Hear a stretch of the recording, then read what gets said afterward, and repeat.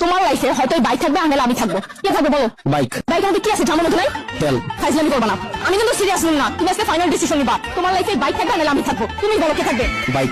এত কি বাইক কথা কি পাইছে বাইকের মধ্যে? হ্যাঁ, জামার মধ্যে নাই? ব্রেক। ব্রেক মানে? আমার এই বাইকের ভিতরে একটা ব্রেক আছে, ব্রেকটা যখন চাপ দেই ও থামা যায়, কিন্তু তোমার ভিতর কোনো ব্রেক নাই। তোমার থামতে বললে তুমি থামো না।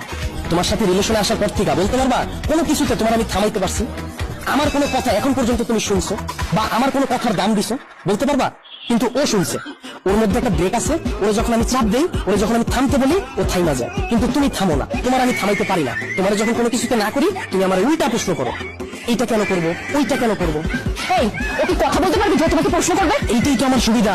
ওরা আমি যেমনে বলি, যেমনে চালাই, ও অমনি চলে। কিন্তু তোমার আমি যেমনে চালাইতে চাই, তুমি অমনি চলো না। ওরে নিয়ে আমার কোনো প্যারা না। তার মানে আমি প্যারা?